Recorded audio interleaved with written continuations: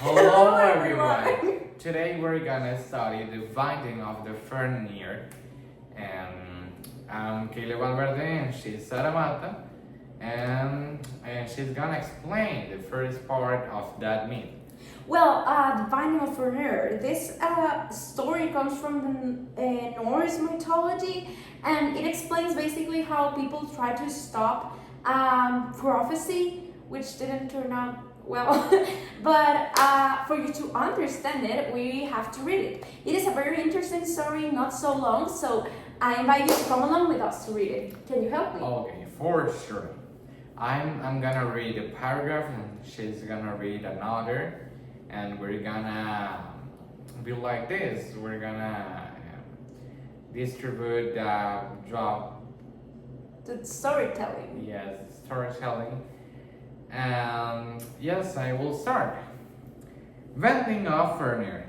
Loki, the trickster figure of Norse mythology, may have begun as a friend and ally of the Aesir, that is the gods of Norse myth. But later stories portrayed him as an increasingly malevolent.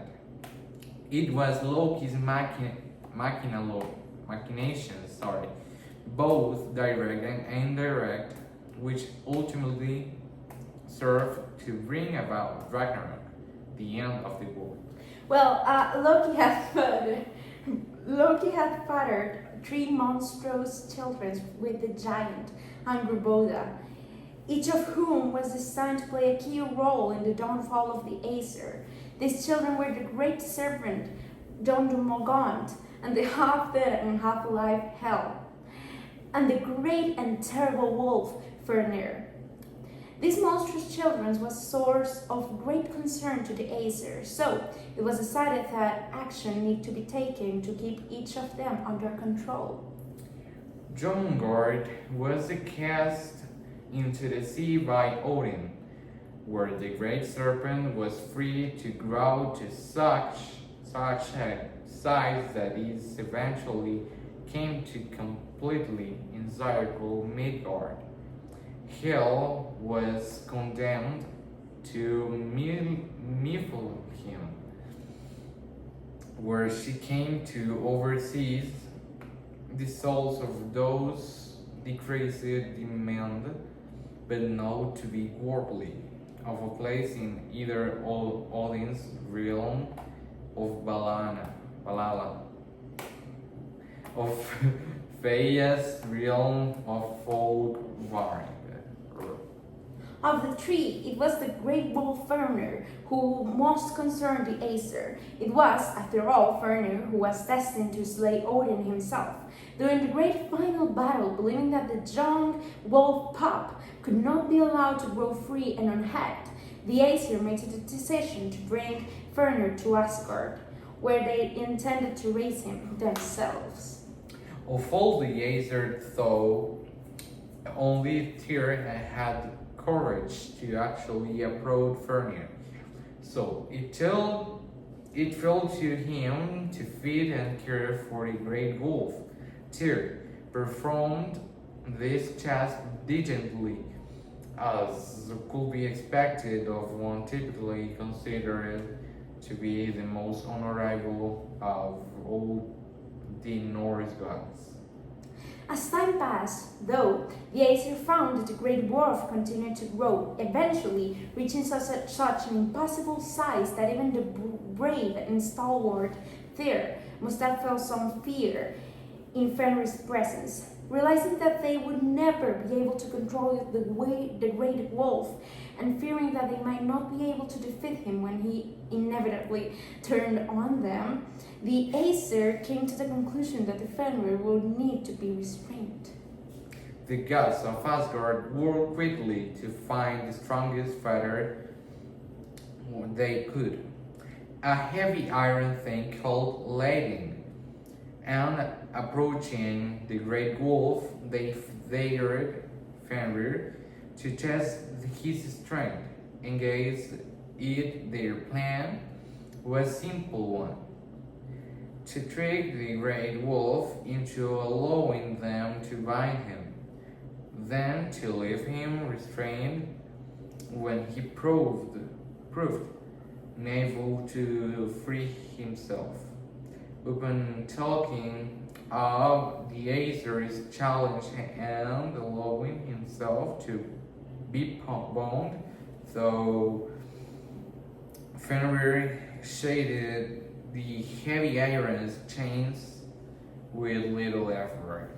Next, the Acer set to work constructing a feather themselves. One was twice as thick and twice as strong. They called this one Roby. And when they presented it to the Fenrir, the great wolf, allowing himself to be bound once again, though, Fenrir was able to break free. At this point, the great wolf may even have come to enjoy the game and waited eagerly to see what the gods would bring up to him next.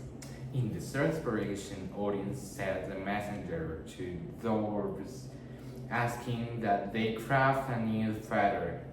The result of their work was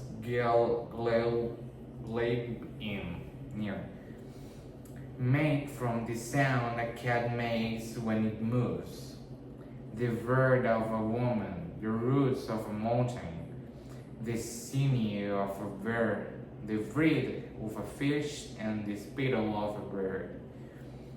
While the other feathers had appeared heavy and strong, Galegnir had the appearance of a thin cord.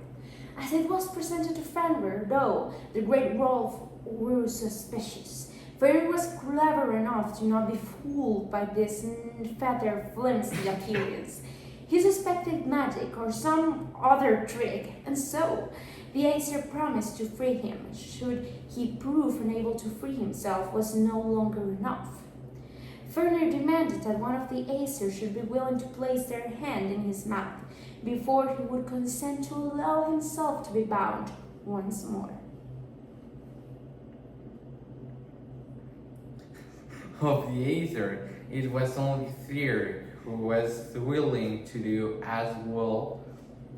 The great wolf asked, placing his hand between the great beast, as Fenrir allowed himself to be bound, while Fenrir had been able to break the previous fetters with little effort.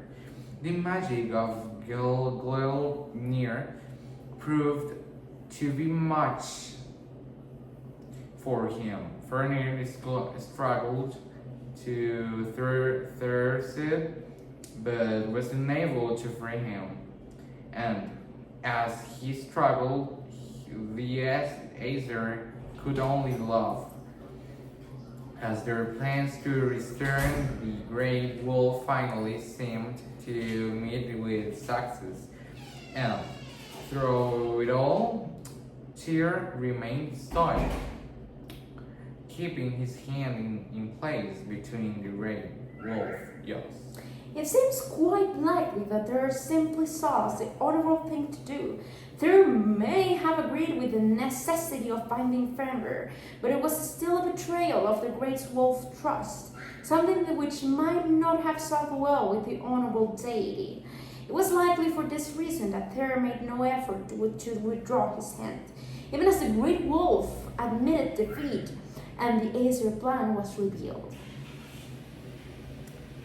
Revealing that the Acers had no intention of setting him free, Fenrir was furious. The great wolf beat down of Tyr's wrist, serving his hand and slowly it whole. But he was still bound, and Fenrir restrained it. The gods of Asgard allowed themselves to rest easy, knowing that they had found a means of pacifying the great beast, only laying the role that he was destined to play in Ragnarok. And that's the end.